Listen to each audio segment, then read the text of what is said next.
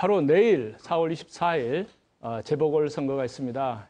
이번에 워낙 정치 거물들이 많이 뛰어들고 움직이다 보니까 경쟁도 치열하고요. 정치권 관심도 높습니다. 오늘 양당의 얼굴 새누리당 이상일 대변인, 또 민주통합당 박용진 대변인 나와주셨고요. 그리고 위즈덤센터 황태순 수석 연구위원, 또 정치평론가 박상병 박사 모셨습니다. 안녕하십니까? 예, 반갑습니다. 안녕하세요. 네, 안녕하세요. 네. 당장 현안이 지금 재보궐인데요. 이 양당 지금 분위기는 좀 어떤지 우리 이 대변인께서 한번. 새누리당은 차분한 상황입니다. 네. 저희가 국회의원 선거의 경우 세 군데 후보를 냈는데 다 지역 사정을 잘 알고 또 지역을 발전시킬 수 있고 민생을 잘 챙길 수 있는 후보를 약간 으뜸 일꾼을 냈다고 생각합니다. 그래서 네.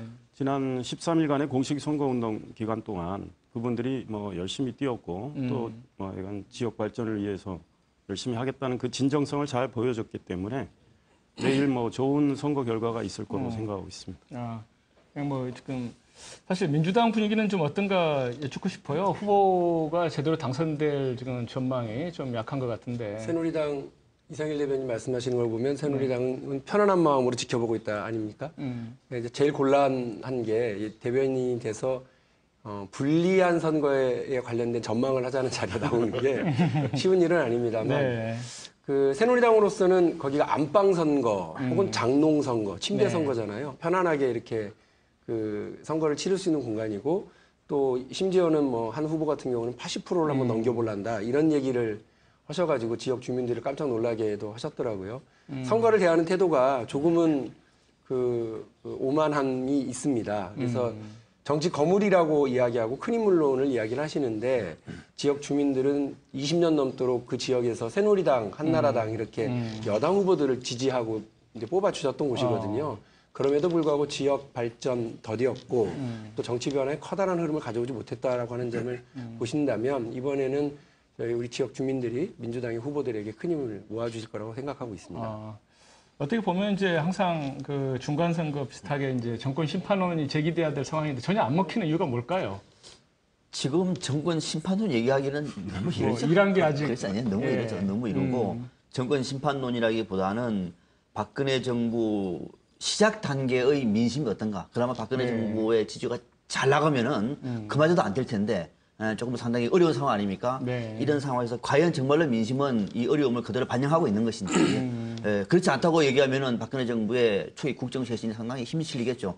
그렇지 않으면 역시는 어렵구나라고 하는 판단인 것 같고 분위기가 안 드는 거는 기본적으로 지금 북한 문제가 큰 것 같아요. 제가 볼 때는 북한 문제가 계속 연일 지금 앞서 개성공단 말씀을 나눴습니다만은 국민들의 관심은 과연 어떻게 될 것인가에 관심이 있는 것 같고 또 하나 워낙 민주당이 죄송합니다만은 좀 제 역할을 못 하다 보니까 좀 싱거운 싸움이 아니겠는 그런지 모르겠습니다만 새누리당 안방이라니까요. 그래서 상대적으로 좀 관심이 덜하는데 그나마 그물 세 사람이 그것도 이제 원내로 들어갈 가능성이 있기 때문에 그나마 그분들의 역할에 국민들은 기대감을 갖고 있는 것이 아니냐 이렇게 보고 있습니다.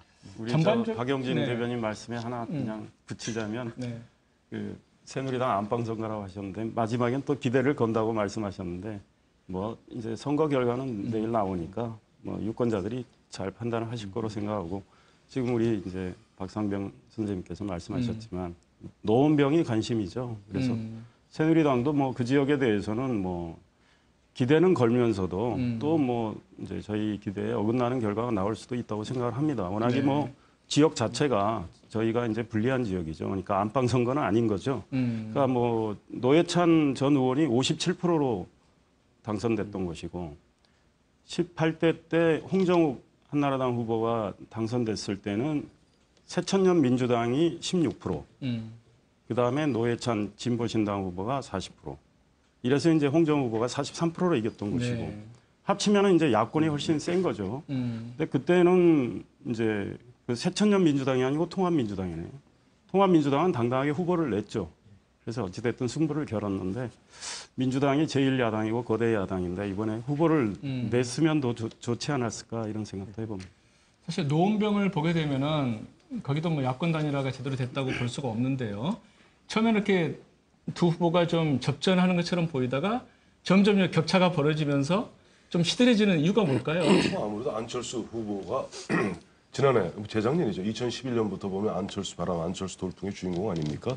그리고 지난해 한때는 지금 대통령인 박근혜 후보를 갖다 능가할 정도의 또 국민적 지지, 네. 국민적 신망 받았던 분이 그분이 보면 뭐 처음에 물론 노원병 들어갈 때 반발도 좀 심했습니다. 지역 내에서. 하지만 그럼에도 불구하고 또 그분에 대한 또 기대가 있는 것이다 보니까 아무래도 좀 많이 갈수록 좀 쏠리게 되는 것이고 그러다 보니까 조금 전에 이상일 대변인 뭐 노원병에 있어서 미리 여러 가지 뭐 좀 자락을 까시네요. 보니까 노원병은 좀 어렵다는 그런 말씀을 갖다 애둘러 하시는 것 같은데 뭐 그것이 현실인 것 같습니다. 물론 뭐 선거 투표라는 것은 내일 투표 다 끝나고 뭐 뚜껑 열어봐야 알겠습니다만은 현재 분위기로 봐서는 아까 전체 분위기 안철수 후보에 대해서 좀 사람들이 기대를 갖다 조금씩 하는 것 같고 네.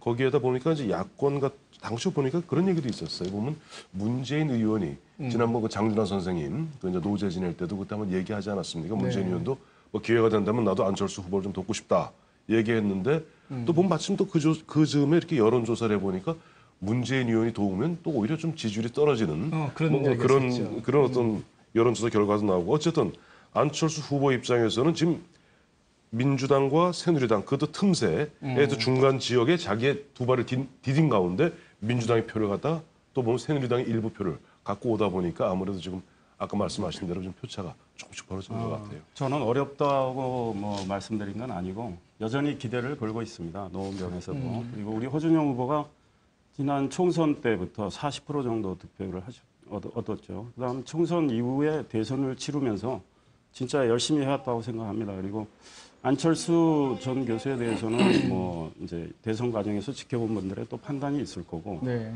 이제 득표율이 중요한 것 같아요. 그래서 그분이 되더라도 과연 어떤 득표를 얻을 건가. 그 다음에 과연 그분이 뭐 저 지하철 역명도 잘 몰라가지고 뭐 한때 해프닝도 벌어지고 그랬는데 과연 지역을 얼마나 잘 이해를 하고 발전시킬 건가. 이런 문제에 대해서 유권자들이 아주 냉철하게 관찰할 걸로 보입니다. 그래서 저희들은 뭐 허준영 후보가 최선을 다해서 뛰었기 때문에 그 뭐 좋은 결과가 또 있을 수도 있다 이런 생각을 하고 있습니다. 요번에 제가 그 지하철 역명 관련해서 보니까 마침 여기 마들역인데 네. 그걸 또 노들역이라고 또 해갖고 그 선거 홍보물에 적으니까 보면 새누리당 쪽에서는 좀 아니 말이지 그 뭐 동네에 있는 지역 그 역사 명도 모르느냐 그러는데 또 그 부분에 있어서는 보면 안철수 후보 쪽이나 다 안철수를 지지하는 쪽에서는 3월 11일 날 들어와서 그거 다 외우기도 쉽지 않지 않겠느냐 또 그 이해하는 구석도 그럼요. 있으니까요. 네. 뭐 영도의 김무성 후보 같은 경우도 이사한 지 2달도 안 돼가지고요. 그렇죠. 재산 신고할 때 그 전세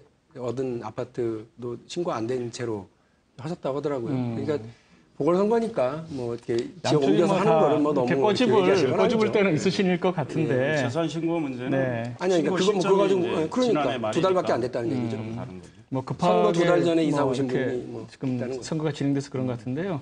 문재인 의원 같은 경우는 영향력이 어떻게 예전만 못한 건가요? 별로 이번에 별로 뭐 이렇게 존재감이 없는 것 같아요. 재보궐선거에서. 아니 무슨 어떻게 해야 재보궐선거에서 존재감을 드러내나요? 아니 아까 그 뭐 이렇게 도와주면 뭐 이렇게 예. 표가 떨어지다는 관측도 나오고. 두 가지 포인트가 있을 것 뭐 같아요. 약간 네, 다르죠. 우리 상황 집 나와요. 아마 박사님이. 민주당 대변인 입장에서는 좀 곤란하실 것 같아요. 제가 말씀드리는 게 나을 것 같은데 하나는 뭐냐면은 지금 민주당은 박해에서는 재보선이 치르고 있습니다만 지금 전당대회가 있지 않습니까? 네. 5월달에 전당대회이기 때문에 아무래도 문재인 의원의 움직임 자체는 전당대회와 무관하다. 총선만 재보선만 역한 게 있다. 이렇게 말하면 안 되는 거거든요. 국민들이 눈높이가. 그래서 그 내부 문제도 좀 곤란한 문제가 있고 또 하나는 안철수 후보 노원병에 도와줬으면은 더 바람이 일 텐데 안 되는 이유가 여기는 기본적으로 제3의 새로운 정치를 실험하는데 적어도 야당을 지지했던 사람들은 또다시 또 후보 연대해가지고 민주당에 도와주고 또 저기서 이길 도와주고 하는 모양새가 뭔가 좀 신선하지 않다.